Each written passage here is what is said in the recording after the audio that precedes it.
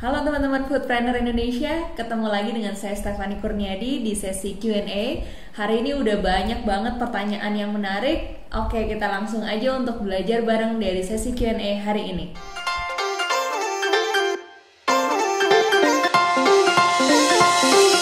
Oke teman-teman Foodpreneur, kita lihat untuk pertanyaan berikutnya. Pertanyaannya adalah, apa saja yang harus diperhatikan dalam membangun sebuah brand identity?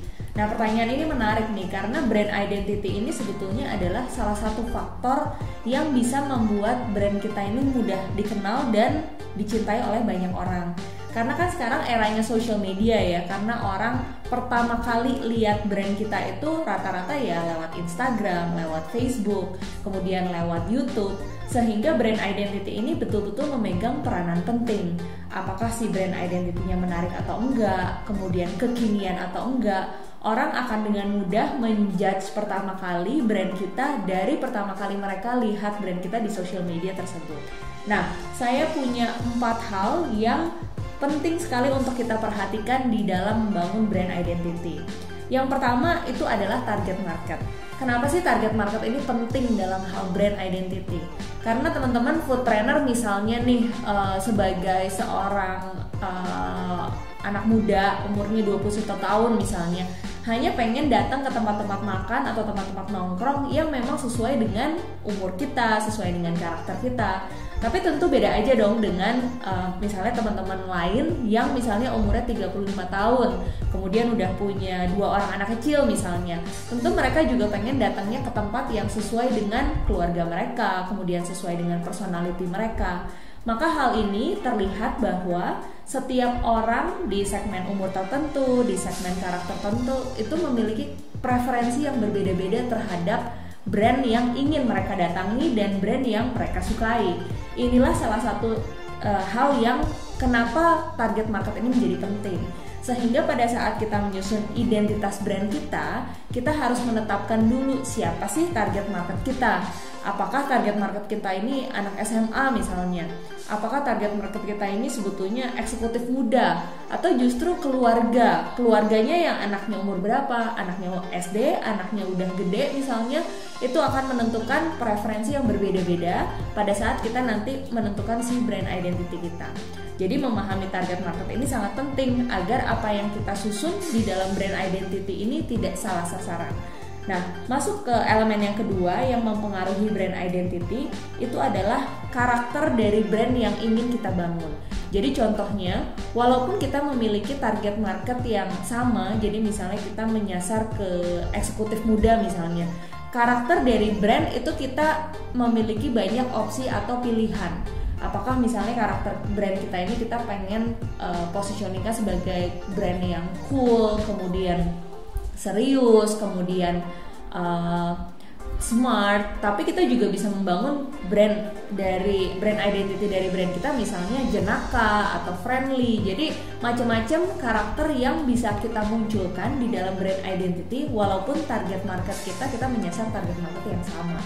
Nah, menentukan karakter ini juga sangat penting karena kita harus mencocokkannya dengan kategori produk yang kita jual misalnya. Kalau misalnya kategori produk kuliner kita fast food, tentu kita bisa lebih memiliki banyak variasi brand identity. Kita bisa pendekatannya misalnya jenaka, atau pendekatannya casual, atau pendekatannya lebih cool. Tapi kalau misalnya kita memiliki kategori produk coffee shop misalnya, nah mungkin kita akan punya koridor-koridor karena orang memiliki ekspektasi pada saat mereka datang ke coffee shop, mereka pengen kerja, mereka pengen santai. Tentu karakter yang dibangun dari brand identity tersebut harus menunjang dari ekspektasi dari target market kita. Nah, masuk ke elemen yang ketiga yang penting untuk membangun brand identity itu adalah warna. Nah, setelah kita mengetahui target market, kemudian setelah kita menentukan karakter dari brand yang ingin kita bangun, kita bisa masuk ke yang lebih detail, yaitu menentukan warna yang akan kita gunakan di dalam brand identity tersebut. Misalnya nih kita punya produk kulinernya fast food, kemudian kita pengen karakternya itu jenaka, sehingga pada saat orang mengkonsumsi produk kita tuh bawaannya mereka happy, kemudian excited, kemudian mereka juga celebrate their life gitu ya. Jadi moodnya itu sangat-sangat bisa menarik mood konsumen kita menjadi happy. Nah, tentu warna-warna yang akan kita gunakan itu akan dan harus mendukung dari karakter dan mood yang ingin kita bangun. Jadi contohnya misalnya fast food ini karakternya adalah jenaka, tentu kita bisa menggunakan warna-warna yang lebih ceria. Warna-warna yang akan kita gunakan tentu berbeda jika karakter yang tadi kita tentukan itu juga berbeda. Misalnya coffee shop yang ini kita tentukan karakternya itu lebih casual, kemudian lebih cozy, tentu warna-warna yang akan kita gunakan akan berbeda. Mungkin warna-warnanya akan lebih calm, kemudian warna-warnanya juga yang mendukung ambient dan mood konsumen dan target market kita ini bisa sesuai dengan karakter yang ingin kita bangun. Oke, masuk ke elemen yang keempat yang menentukan brand identity, yang menurut saya ini adalah salah satu faktor yang bisa dibilang memegang peranan 50% terpenting ya dari keberhasilan brand kita, itu adalah konsistensi. Jadi konsistensi ini merupakan salah satu faktor yang besar banget terhadap keberhasilan brand.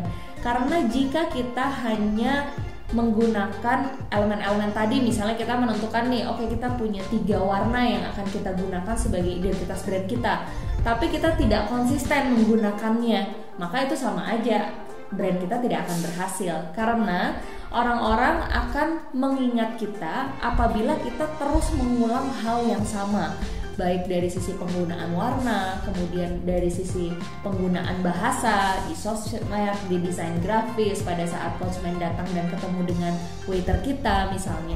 Jadi konsistensi ini harus terus diulang dan diulang dan diulang supaya konsumen ini benar-benar mengenal brand kita dan brand kita itu benar-benar melekat di benak mereka. Jadi brand identity ini hanya akan berhasil jika kita konsisten menerapkannya. Jadi misalnya kita punya jenis warna yang udah kita tetapkan, kita harus ulang-ulang terus, baik itu di ambient store kita, baik itu di desain grafis social media kita, di logo kita, di baju seragam waiter kita. Jadi konsistensi penggunaan warna ini akhirnya akan mendukung ingatan konsumen kita terhadap brand kita, sehingga mereka akan lihat, oh oke nih, kalau yang warnanya merah marun seperti ini tuh ini adalah brand XY misalnya. Setiap kali mereka datang ke tempat outlet kita yang di kota A, di kota B, di mall A, di mall B, mereka akan selalu lihat brand identity yang sama. Oke, jadi itu adalah 4 hal yang akan mempengaruhi keberhasilan kita untuk membangun brand identity. Jadi kuncinya adalah teman-teman harus menentukan target market, kemudian menentukan karakter yang ingin dibangun dari brand teman-teman. Yang ketiga adalah warna, dan yang keempat jangan lupa untuk konsisten terus untuk mengimplementasikan brand identity teman-teman. Oke, itu dia tadi berbagai pertanyaan yang menarik dan kita semua udah belajar bareng dari jawaban-jawabannya. Semoga semuanya bermanfaat dan kita bisa sukses terus.